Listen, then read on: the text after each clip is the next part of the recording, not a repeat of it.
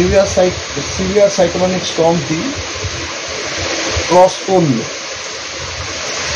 Between Bangladesh এবং আমাদের বাংলাদেশ এবং অ্যাডজয়নিং ভারতের ওয়েস্ট বেঙ্গল কোস্টকে, বিটুইন আপনার সাগর আইল্যান্ড এবং খেপুপাড়া, যেটা আমাদের আগে থেকেই প্রেডিক্টেড ছিল।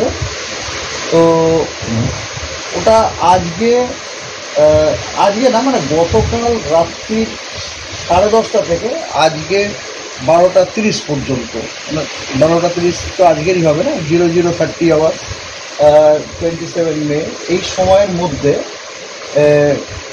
এই severe cyclonic storm Remal cross করলো বাংলাদেশ এবং অ্যাডজয়নিং ওয়েস্ট বেঙ্গল কোস্টকে, between Sagar Island and Khepupara, close to আপনার কি বলে south west of Mongla of Bangladesh. Near latitude হচ্ছে 21.75 degree north, 21.75 degree north, and longitude 89.2 degree east, এবং ক্রসিং টাইমটা হচ্ছে 20 to 30 hours IST of 26th May to 00:30 hours IST of today, that is 27 May, over coastal Bangladesh and adjoining coastal West Bengal,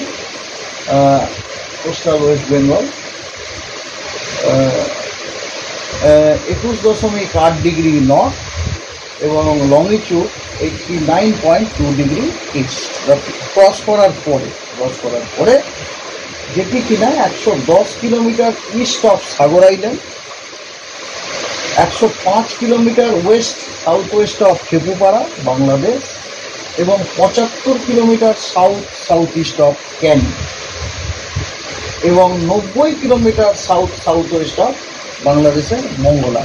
এই জন্যই আরও কিছু সময় ধরে নর্থওয়ার্ড ডাইরেকশনে মুভ করবে, এবং তারপরে সিস্টেমটি উত্তর পূর্ব ডাইরেকশনে বেঁকে যাবে, এবং তারপরে ধীরে ধীরে সিস্টেমটি দুর্বল হয়ে গিয়ে প্রথমে একটি সাইক্লোনিক স্টর্মে পরিণত হবে আগামীকাল সকালবেলাতে।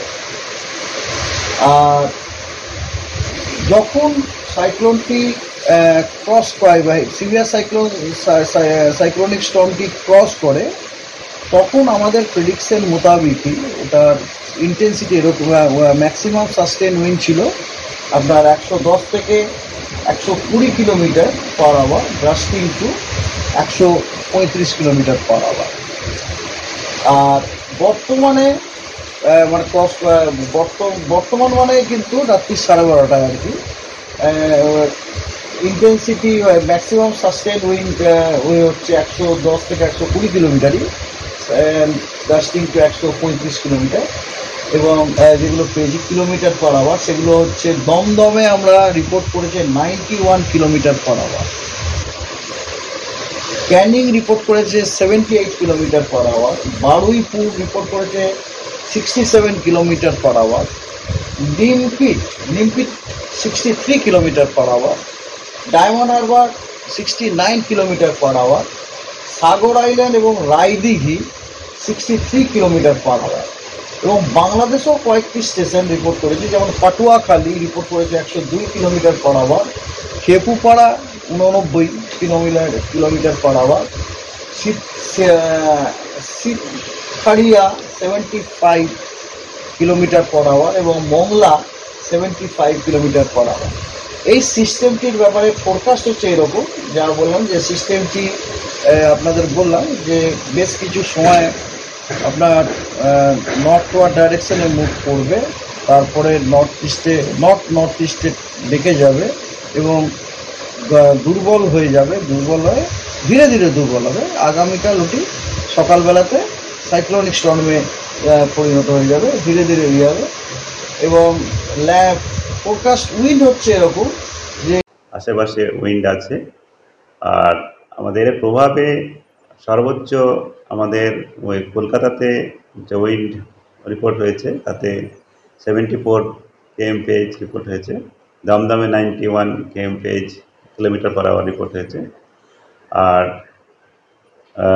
100 মোর দ্যান 100 যেরকম আমাদের এক্সপেক্ট ছিল, যেমন 110 ওইরকমভাবেই আমাদের অতিক্রম করার সময় স্পিড 135 সর্বোচ্চ ছিল।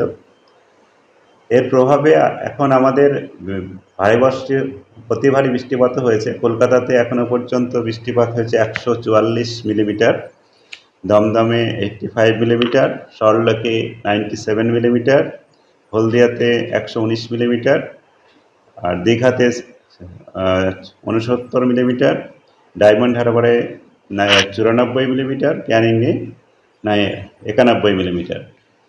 এগুলো আমাদের যেগুলো রেগুলার অবজারভেশন পাই সেগুলো থেকে। এখন সকাল 8:30টার সময় আমাদের আরও অবজারভেশন আসবে, পরে ডিটেলস অবজারভেশন পাওয়া যাবে, তখন আপনাদের জানানো হবে। এখন যেটা আমাদের আওয়ারলি অবজারভেশন নেওয়া হচ্ছে এই কয়েকটা স্টেশনে, এর থেকে এইগুলো রয়েছে। আমাদের যেভাবে প্রবল ঘূর্ণিঝড় রিমাল এখন 4:30টার সময়, আজকে 27 তারিখ 4:30টার সময় আমাদের বাংলাদেশের স্থলভাগ, বাংলাদেশ আমাদের কোস্টাল ওয়েস্ট বেঙ্গলের পাশে স্থলভাগে রয়েছে 22.2 ডিগ্রি নর্থের ল্যাটিচিউড, 89.3 ডিগ্রি ইস্ট লঙ্গিচিউড। এটা সাগর আইল্যান্ড থেকে 130 kilometre 130 kilometre east north east ডিরেকশনে আছে। আর ক্যানিং থেকে 65 কিলোমিটার ইস্ট ডিরেকশনে এর অবস্থান আছে। এটা এখন মুভমেন্ট আমার নর্থ ইস্টওয়ার্ড। এটা এখন আপনার উত্তর পূর্ব দিকে ক্রমশ সরে যাবে, আর কিছুক্ষণের মধ্যেই ঘূর্ণিঝড়ে উইক হয়ে যাবে, ঘূর্ণিঝড়ে পরিণত হবে। এখন প্রবল ঘূর্ণিঝড় আছে, কিছুক্ষণের মধ্যে এটা ঘূর্ণিঝড়ে উইক হয়ে যাবে। উত্তর পূর্ব দিকেই ক্রমশ সরে যাবে আর ক্রমশ দুর্বল হয়ে যাবে। 85 কলকাতা শহরে এখন আপনার এখনও মেঘলা আকাশ থাকবে, সঙ্গে সঙ্গে বৃষ্টিপাতও মাঝে মধ্যে হবে। 1-2 পশলা ভারী বর্ষা, ইন্টেন্স বৃষ্টি হতে পারে। আজকেও আপনার মূলত বিকেল পর্যন্ত আবহাওয়া খারাপ থাকার সম্ভাবনা কলকাতাতে। বিকেলের পর থেকে বা সন্ধ্যার পর থেকে ধীরে ধীরে উন্নতি হবে আবহাওয়া।